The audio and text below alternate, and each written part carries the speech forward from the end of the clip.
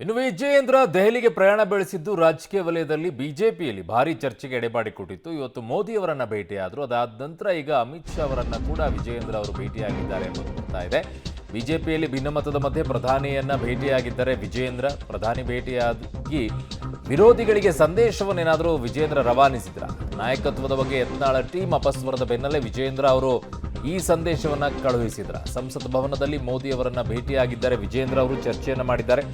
ಮೋದಿ ಬೆಂಬಲ ಇದೆ ಅಂತ ಸಂದೇಶವನ್ನೇನಾದರೂ ವಿಜಯೇಂದ್ರ ರವಾನಿಸಿದ್ರ? ಬಿಜೆಪಿಯಲ್ಲಿ ಭಿನ್ನಮತದ ಮಧ್ಯೆ ಈಗ ಪ್ರಧಾನಿಯವರನ್ನ ವಿಜಯೇಂದ್ರ ಅವರು ಭೇಟಿಯಾಗಿರುವಂಥದ್ದು ಭಾರಿ ಚರ್ಚೆಗೆ ಎಡೆ ಮಾಡಿಕೊಡ್ತಾ ಇದೆ ಬಿಜೆಪಿ ವಲಯದಲ್ಲಿ. ಯತ್ನಾಳ ಟೀಮ್ಗೆ ಒಂದು ಸಂದೇಶವನ್ನು ಕೊಡೋ ಮೂಲಕವಾಗಿ ಈಗ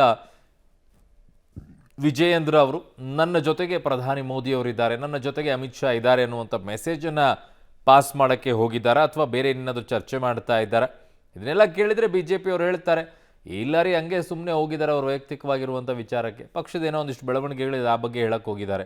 ಯಾವ ಬಿಕ್ಕಟ್ಟು ನಮ್ಮಲ್ಲಿಲ್ಲ ಅಂತಲೇ ಬಿ ಜೆ ಪಿಯ ನಾಯಕರುಗಳು ಹೇಳಿಕೆಗಳನ್ನು ಕೊಡ್ತಾರೆ. ಬಟ್ ಬಹಿರಂಗವಾದಂಥ ಬಿಕ್ಕಟ್ಟಿದ್ರೂ ಕೂಡ, ಬಹಿರಂಗವಾಗಿ ಜಟಾಪಟಿ ಇದ್ರೂ ಕೂಡ ಈ ಸ್ಟೇಟ್ಮೆಂಟ್ ಇದೆ. ಸೊ ಮೋದಿ ಅವರನ್ನು ವಿಜಯೇಂದ್ರ ಅವರು ಭೇಟಿಯಾಗಿದ್ದರೆ ಸಂಸತ್ ಭವನದೊಳಗೆ ಹೂಗುಚ್ಛವನ್ನು ನೀಡುವ ಮೂಲಕವಾಗಿ ಒಂದಿಷ್ಟು ಮಾತುಕತೆಯನ್ನು ಕೂಡ ಮಾಡಿದ್ದಾರೆ ಅನ್ನೋದು. ಎಸ್, ಶಬೀರ್ ನನ್ನ ಸಂಪರ್ಕಕ್ಕೆ ಸಿಗ್ತಾ ಇದ್ದಾರೆ. ಶಬೀರ್, ವಿಜಯೇಂದ್ರ ಅವರು ಈಗ ದೆಹಲಿಗೆ ಹೋಗ್ತಾ ಇದ್ದಾರೆ ಅನ್ನೋದೇ ಬಹಳ ಚರ್ಚೆಗಿತ್ತು. ಈಗ ಮೋದಿ ಅವರನ್ನ ಭೇಟಿಯಾಗಿ ಏನು ಚರ್ಚೆ ಮಾಡಿದಾರಂತೆ? ಏನಾದರೂ ಮಾಹಿತಿಗಳು, ಅಪ್ಡೇಟ್ಸ್ಗಳು ಬರ್ತಾ ಇದೆಯಾ? ಮತ್ತೆ ಯಾರನ್ನೆಲ್ಲ ಭೇಟಿ ಆಗ್ತಾರಂತೆ? ಅರುಣ್, ನಿನ್ನೆ ರಾತ್ರಿ ಬಿಜೆಪಿಯ ರಾಜ್ಯಾಧ್ಯಕ್ಷ BY ವಿಜಯೇಂದ್ರ ಅವರು ದೆಹಲಿಗೆ ಬಂದಿದ್ರು. ಅವರು ಅಮಿತ್ ಶಾ ಅವರನ್ನ ಭೇಟಿ ಆಗ್ಬೋದು ಅನ್ನುವಂಥ ಮಾಹಿತಿಗಳು ಕೂಡ ಇದ್ವು. ಈಗ ಅವರು ಸಂಸತ್ನಲ್ಲಿ ಪ್ರಧಾನಿ ನರೇಂದ್ರ ಮೋದಿ ಅವರನ್ನ ಭೇಟಿಯಾಗಿದ್ದಾರೆ.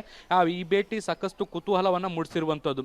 ಮುಖ್ಯವಾಗಿ ಈಗ ಭೇಟಿಯ ಬಳಿಕ ಖುದ್ದು ವಿಜಯೇಂದ್ರ ಅವರೇ ಈ ಬಗ್ಗೆ ಟ್ವೀಟ್ ಅನ್ನು ಮಾಡಿರುವಂಥದ್ದು. ಟ್ವೀಟ್ನಲ್ಲಿ ಬಿಜೆಪಿ ರಾಜ್ಯಾಧ್ಯಕ್ಷರಾಗಿ 1 ವರ್ಷ ಪೂರ್ಣ ಆಗಿರುವಂಥ ಹಿನ್ನೆಲೆಯಲ್ಲಿ ಅವರನ್ನ ಭೇಟಿಯಾಗಿತ್ತು ಮತ್ತು ಅವರಿಂದ ರಾಜ್ಯದಲ್ಲಿ ಪಕ್ಷವನ್ನು ಕಟ್ಟುವಂಥ ನಿಟ್ಟಿನಲ್ಲಿ ಒಂದಿಷ್ಟು ಚರ್ಚೆಗಳನ್ನು ಕೂಡ ಮಾಡಲಾಗಿದೆ. ಅವರಿಂದ ಆಶೀರ್ವಾದವನ್ನು ಕೂಡ ಪಡೆಯಲಾಗಿದೆ ಅನ್ನುವಂಥ ನಿಟ್ಟಿನಲ್ಲಿ ಅವರು ಮಾಹಿತಿಯನ್ನು ಕೂಡ ಹಂಚಿಕೊಂಡಿದ್ದಾರೆ. ಇದ್ರ ಜೊತೆಗೆ ರಾಜ್ಯ ರಾಜಕೀಯಕ್ಕೆ ಸಂಬಂಧಪಟ್ಟಂತ ಕೆಲವೊಂದಿಷ್ಟು ಬೆಳವಣಿಗೆಗಳನ್ನು ಕೂಡ ಕೆಲ ಕಾಲ ಚರ್ಚೆ ಮಾಡಿದ್ದಾರೆ ಅನ್ನುವಂತಹ ಮಾಹಿತಿಗಳು ಕೂಡ ಲಭ್ಯ ಆಗಿದ್ದಾವೆ. ಆದರೆ ವಿಸ್ತೃತವಾದಂಥ ಮಾಹಿತಿ ಇನ್ನೂ ಕೂಡ ಬಂದಿಲ್ಲ.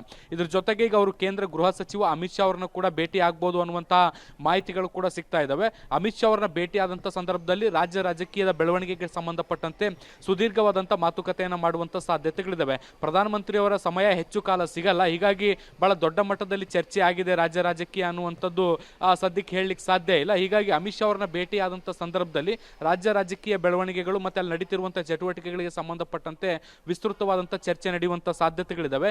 ಅಮಿತ್ ಶಾ ಅವರ ಕಚೇರಿಗೆ ಸದ್ಯಕ್ಕೆ ಸಮಯವನ್ನು ಕೇಳಲಾಗಿದೆ.